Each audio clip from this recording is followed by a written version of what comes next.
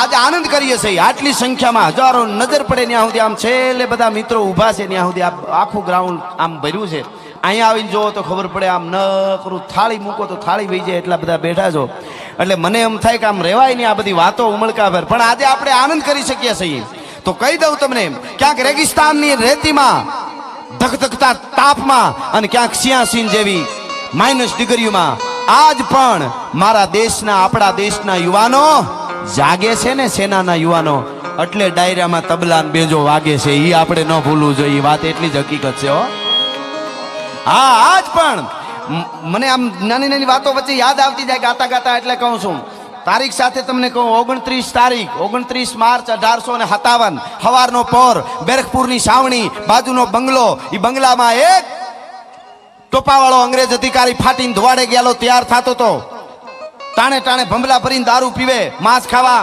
હિન્દુસ્તાનીના લોહી પીવા હિન્દુસ્તાનની જુવાન દીકરી હાલી આવતી હોય તો ભાલાના ઘૂસતા મારતું જાય ને હાલ્યો જાય ફાટીને ધોવાડે ગયેલો એને એના માણસે આવીને કીધું કે સર જલ્દી ચલો સાવની में कि नहीं मैं सर्च जाके आता हूँ मैं सर्च जाके आता हूँ कि नहीं सर्च नहीं जाना जल्दी सावनी में चलो क्या इतनी जल्दी क्या है कि एक बमन पागल हो गया है एक ब्राह्मण गांडो થઈ ગયો છે एक बमन पागल हो गया है कि क्या हो गया पागल हो गया क्यों पागल हो गया वो कह रहा है ये કહે છે કે આજ તમારો અંગ્રેજ ટોપાવાળો મારી સામે આવે અધિકારી અને એની છાતીમાં હું ત્રણ વાર એકનો એક પ્રશ્ન પૂછું અને જવાબ ન મળે ને છાતીમાં ગોળી નો ધરબી દઉં તો મંગલ પાંડે નહીં આ મારી પ્રતિજ્ઞા છે ભલા માણસ હા હા હા હા કેટલી વાતો મને આમ ધક્કા મારે છે અનેક વાતો અનેક બલિદાન એમને નથી થયું નકરે ન કર્યું રામને ધન્ય લાગે ગપાલને ધન્ય નો લાગે કોક દે ઉભા મોરની અહીં બેઠેલા બધાને કહી દઉં છું તમને જો સનાતન હિન્દુ તરીકે ગૌરવ હોય હવે હિન્દુ અહીં બોલું સનાતન હિન્દુ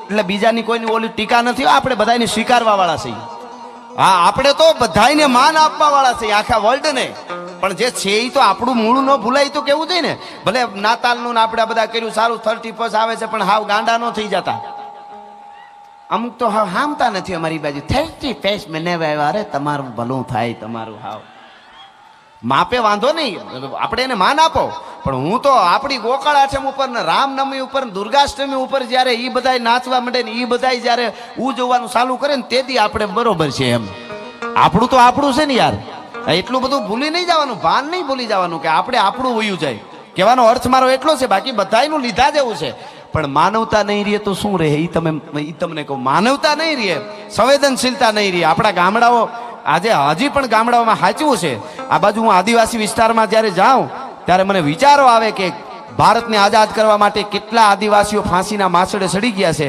દુનિયાના ઇતિહાસમાં કોઈને ખબર નથી એને બહાર લઈ આવવા જોઈએ મેઘાણી જેવાને કોકને આવીને અહીંયા એ બહુ મોટી વાત છે એટલે હું તમને વાત જે કહેવા જઈ રહ્યો છું કે આપણું બાકી સનાતન પણ અહીંયા બેઠેલા બધાને કહું હિન્દુ તરીકે તમને જો પોરો હોય તો એક વાત યાદ રાખી લેજો પોરો હોય તો કે આજે 100 કરોડ જેટલી વધારે હિન્દુ ભારત અને દુનિયામાં હોય અને કોઈને મનમાં એમ હોય કે પ્રકૃતિનો નિયમ છે એટલે આપણે 100 કરોડથી વધારે છે તો એ ભૂલી જાજો કે ભાઈ 1 ના 2 2 ના 4 4 ના 8 8 ના 16 ના 32 એમ કરતા 160 વધતા વધતા આપણે 100 કરોડથી વધારે થઈ ગયા એમાં શું તો પ્રકૃતિનો નિયમ છે ને થઈ ગયા આપણે કરોડો એવું નથી હો 1000 વર્ષ સુધી ધગધગતા લોહી મારા દેશના સૂર્ય આ ધરતીમાં રેડ્યા ને એટલે 100 કરોડથી વધારે હિન્દુ આજે જીવે છે તમારે જ્યાં લખવું હોય ત્યાં લખી લેજો કોક દીક સિત્તોડના સાકારે વાંચો તો ખબર પડે 11 વર્ષની દીકરીઓ આમ ઓઢણી પકડી અને એમ કહેતી હતી જોહરમાં અગ્નિમાં પડવા ટાણે 11 વર્ષની દીકરીઓ કે દાદીમાં ઘડીક ઊભી જાઓ મોટાબા ઘડીક ઉભા રહ્યો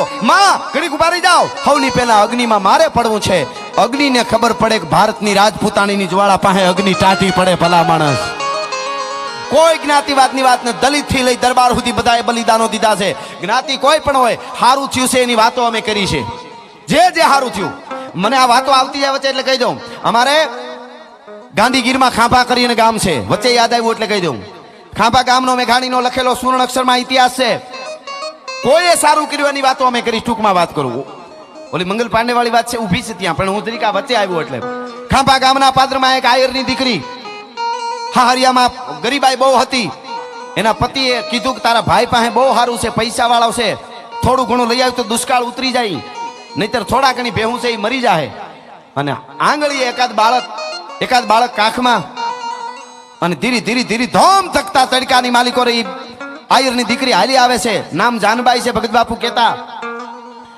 એમાં બન્યું એવું, પોતાનો ભાઈનું ઘર આમ છેટેથી દેખાણું, ઓહરીની ઉપર આમ ઊંચી પડથારના મકાનની ઓહરી ત્યાં હિંડોળે હિંસકતો તો ભાઈ.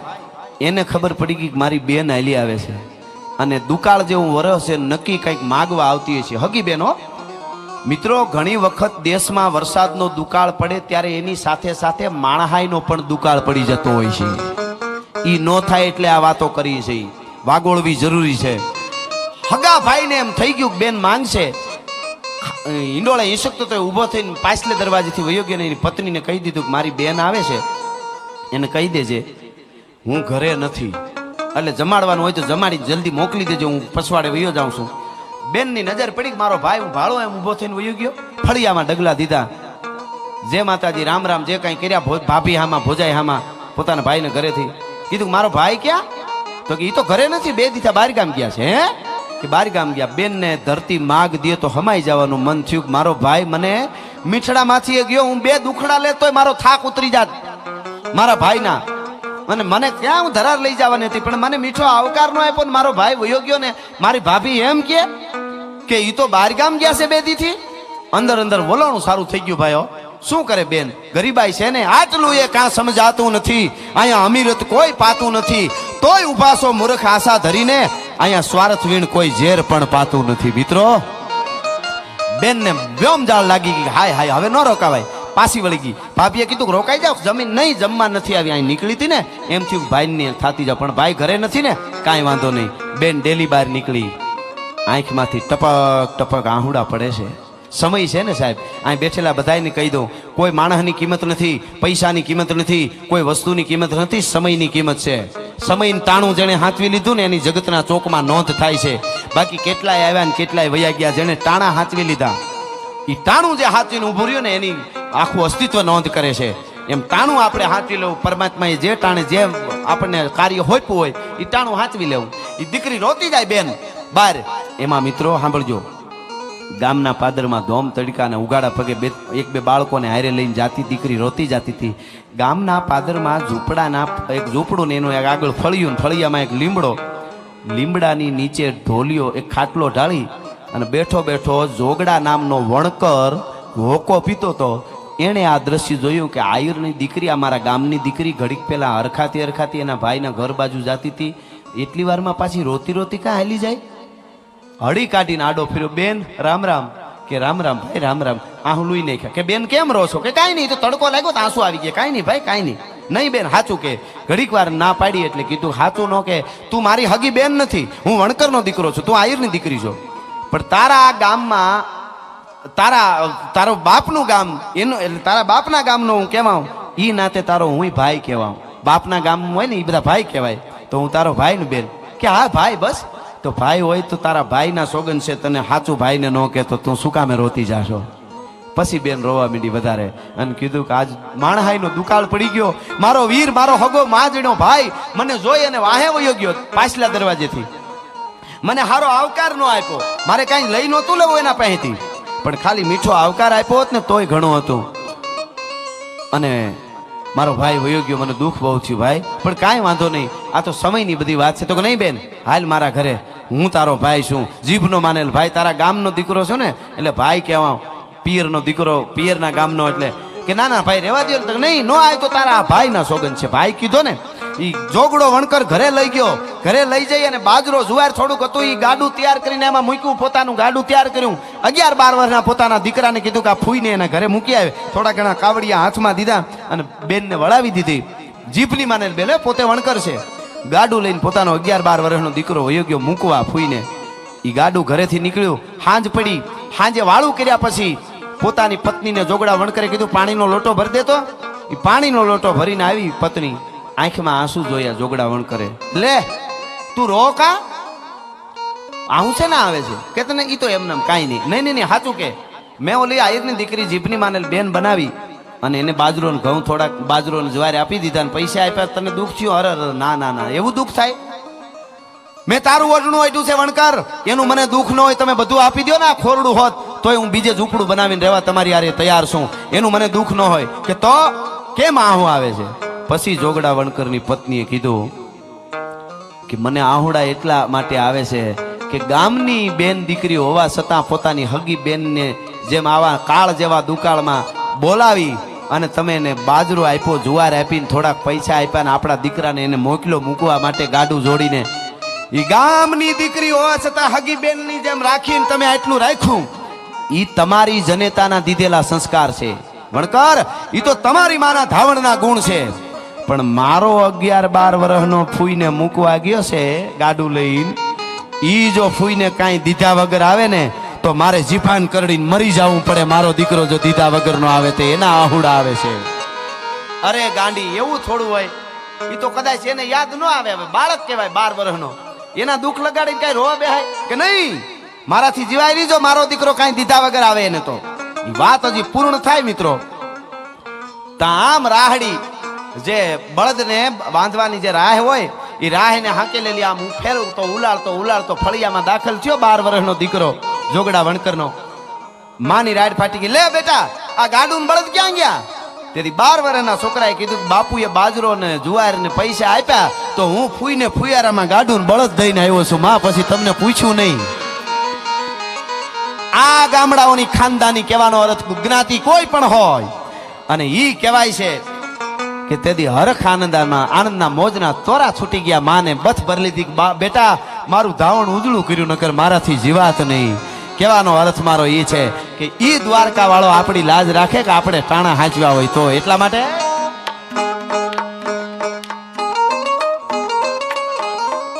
હા આમાં શું છે, અમારે વાતમાંથી વાત રહી જાય એટલે મંગલ પાંડે નું પણ ભાઈ યાદ કરાવતા હતા. ઓલા કીધું અંગ્રેજને કે શું ઉતાવળ છે, તો કે મંગલ પાંડે એમ કહે છે કે હું ગોળી ધરબી દઉં. અને આવ્યો ભાઈ ફાટીને ધુવાડે ગયેલો અંગ્રેજ, સાવણીમાં આવ્યો બેરકપુર ની. મંગલ પાંડે ને સામે ઉભો રહ્યો, ગાય મંગલ તું મુझे मारेगा? तुम हिंदुस्तानी मेरे गुलाम हो, हमारे તમે તો અમારા ગુલામ છો બધા, તમે અમને શું મારવાના હતા? जानता हूं मैं क्या कर सकता हूं, तेरे टुकड़े कर को कुत्ते को खिला सकता हूं मैं, तुम मुझे मारेगा? અને એ વખતે મંગલ પાંડે આમ બંદૂક રાખીને કીધું, તમે અમને ગાય અને સુવરનું માંસ તેલ લગાડેલા કાર્ટૂન આપો છો, તમે મને કારતૂસ આપો છો, એમાં ગાય અને સુવરના માંસનું તેલ લગાડો છો? એક બેન 3 વાર પૂછ્યું, ઓલા અંગ્રેજે જવાબ ન આપ્યો. તેથી મંગલ પાંડેએ ધડ ધડ કરતી 3 ગોળીઓ ધરબી દીધી હતી. ભલા માણસ એને ગાડો દૂર થઈને મારવા માંડાણો, બધાને પકડાઈ ગયો, ઘાયલ થયો.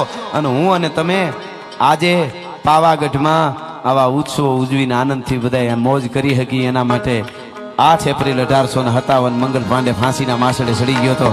આવા હોય ત્યારે દ્વારકા વાળો રાજી થાય. એટલે અરે વોખો તો દુનિયાથી નોખો કહેવાય, મારા દ્વારકાના દેવની તો વાત જ નો થાય.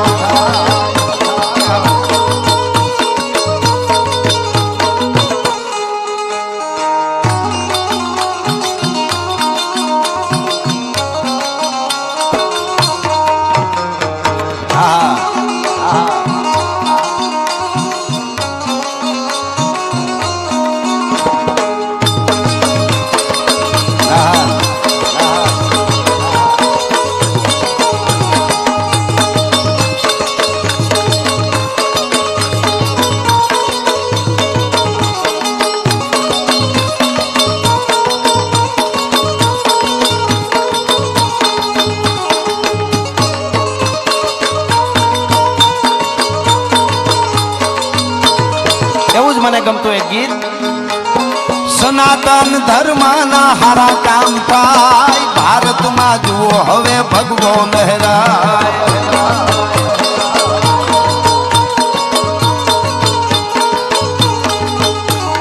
પાવા તે ગઢમાં એ મહાકાળી માય, પાવા તે ગઢમાં એ મહાકાળી માય, ધર્મની ધજાયું શિખર ફરકાય, સપને ન જોયું એવું નજરે નરખાય, ભારતમાં જુઓ હવે ભગવો લહેરાય.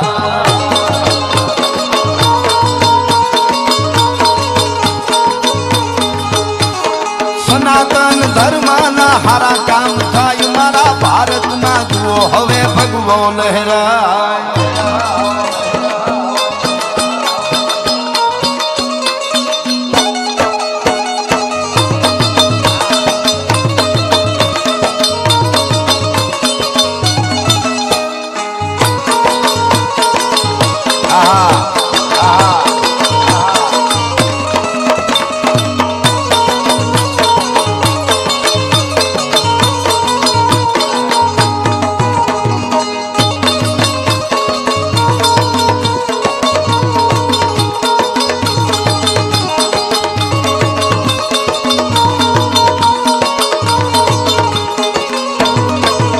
અને આવતી તારીખ 22/1/2024 અવધ નરેશનો યુવરાજ, ભારતનો આર્યપુત, પરાત્પર બ્રહ્મ ભગવાન રાઘવેન્દ્ર સરકાર અયોધ્યામાં મંદિરમાં બિરાજમાન થવાના છે. તો એના માટે મારે એકાદ કડીમાં કહેવું હોય તો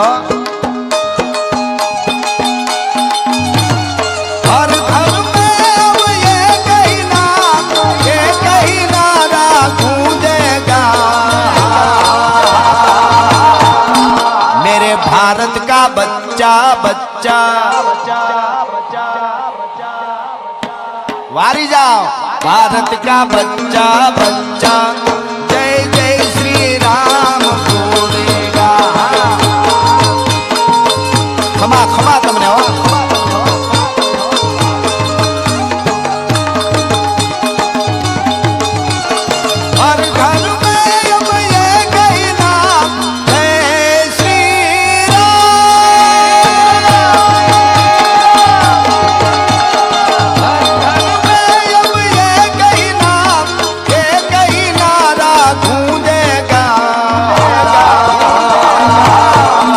मेरे भारत का बच्चा बच्चा खमा खमा भारत का बच्चा बच्चा जय जय श्री राम. અને તમે રામનો નારો લગાડી શું કામે આપણે ભાઈ? વિભીષણ જ્યારે આવ્યો દરિયાને કાંઠે, ભગવાન રામને કીધું ત્રાહીમાં આમ શરણાગત છું. અને કહેવાય છે કે આમ વેળુનું તિલક કર્યું. હો ભાઈ દાદા, આમ વેળુનું તિલક ભગવાન રામે કર્યું. હજી લંકા જીતી નહોતી લીધી, જીતા પેલા પોતાના પંડનો જેને ઘટમાં ભરોહો ઘણો એ હાવજ હંગરે નહીં કાલનું મારણ કાગડા. આ ભરોહાની મજા છે. એટલે વેળુનું તિલક કરીને કીધું આ એ લંકેશ. જાંબુવનના હાથમાં ગજા પડી ગઈ, સુગ્રીવને બેયની. કે પ્રભુ ઉતાવળ કરી ગયા કે કા ઈ કે વિભીષણને તમે કહી દીધું લંકેશ એટલે લંકા આપી દીધી ને? કે હા, કે હજી જીતવાની બાકી, ઓલો 10 માથા વાળો જીવે છે. રામે કીધું થઈ જાય બધું. કે પણ એમ નહીં, કાલ રાવણને હારો વિચાર આવે ને ઈ પગે લાગે તો હાલો વિભીષણને લડે તો વાંધો નહીં. તમે વિભીષણને આયે લંકેશ કહી દીધું, કાલ રાવણ આવીને એમ કે ત્રાહીમાં આમ શરણાગત છું તો શું કરો? રામે કીધું કે રાવણ મારે ચરણે આવી જાય તો એને મારું અયોધ્યા આપી દે. હું દશરથનો દીકરો છું, ભલા માણસ, મારે કોઈ વાત ને પૂછવાનું ન હોય. આ રામના વંશજના યુવાનોને કહી દઉં બેઠેલા ને બધાને, વધારે થાય તો માફ કરજો. એક હું રાવણની વાત કરું છું. એક ભારત વર્ષનો યુવાન નદીને કાંઠે હથિયારને ધાર કાઢતો હતો અને એક છોકરી આવી. રાવણની વાત કરું છું. હતી નહીં એવી સુંદર, પણ માયાવી હતી એટલે સુંદર બનીને આવી. એને આવીને કીધું જુવાનને, તને પ્રેમ કરું છું, તારી યારે લગ્ન કરવા છે મારે. જોજો રામાયણની વાત છે. તારી યારે લગ્ન કરવા તને પ્રેમ કરું છું. પણ ઓલો તો ઓળખી ગયો તો આ હું માયાજાળ નાખવા આવી છી. હામું તો ન જોયું, પણ આમ તીરકામઠાનો આમ કરીને આમ નાક ને 2 કાન કાપી નાખ્યા અને કીધું કે હિન્દુસ્તાનની ધરતીનો યુવાન સૌ તારા જેવી વાંદરિયુત કેટલી વળ ખાય છે, મારી નજરમાં ફેર ન પડે. ભલા માણસ, સુરપંખાને નાક કાન કાપી લીધા. ઈ દેશની ધરતીના આપણે યુવાનો હોય અને બિયર બારમાં ડોલતા હોય, મેલ પીએંગે હમ તો મેલ પીએંગે. તઈ મને વિચાર થાય કે ક્યાં જઈને અમારે સુરવીરતાની વાતો માંડવી યાર. આપણે જોવું કે હું કોણ છું, મારું મોહાળ કોણ, મારો પરિવાર કોણ, મારાથી ક્યાં બેહાય, મારાથી શું બોલાય, શું ન બોલાય, શું સાંભળાય. મારા દેશનું યુવાન અને મારા દેશની દીકરી મોબાઈલની સ્ક્રીન ખોલે, યુટ્યુબ કે ગૂગલમાં લખવા જાય ને સર્ચ મારવા, તો યાદ આવવું જોઈએ કે મારા મા બાપ કોણ, મારું મોહાળ કોણ, મારાથી શું ડાઉનલોડ કરાય શું ન કરાય તોય ઘણું છે.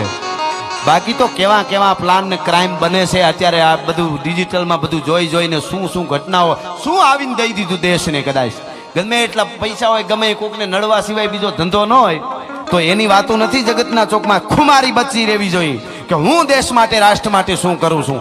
ઈ દરેક ઘણા નથી કહેતા બેરોજગારી આવી ગઈ, સરકાર અમને કંઈ આપતી નથી, હવે અમારે શું કરવું, મેં મારું ભણતર પૂરું કરી લીધું ને હવે અમે ક્યાં જઈએ, બોર્ડમાં આંગળી ભરાય.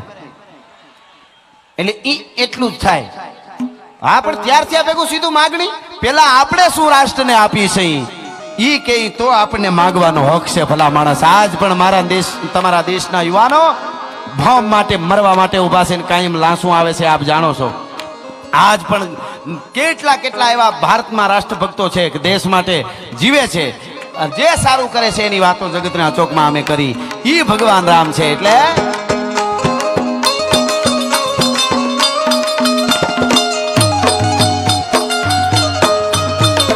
ધની હે વો વાનર સેના जिसने से तुमको बना दिया.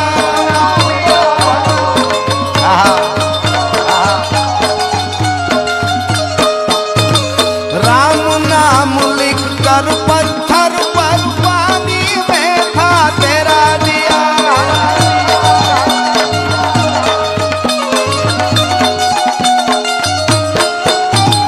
राम भक्त हनुमान का नारा सारे जग में गूंजेगा. मेरे भारत का बच्चा बच्चा मेरे भारत का बच्चा बच्चा जय जय श्री राम बोलेगा. जय हो.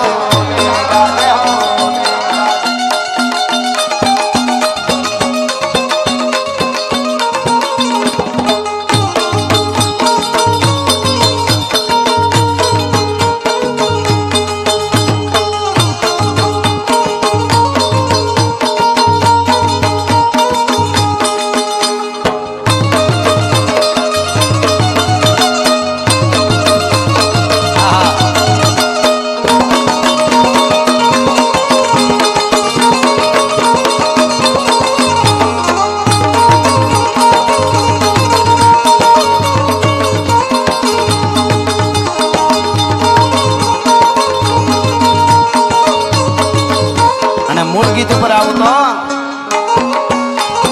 જોધા ને મૂળું ના જબરાતે જોમ વાઘેર ના ભાલા એ તોડ્યો તો જોમ અલબેલો મરતા ને ઓખો રંડાય મારા દ્વારિકા ના ઠાકર ની વાત જ ના થાય.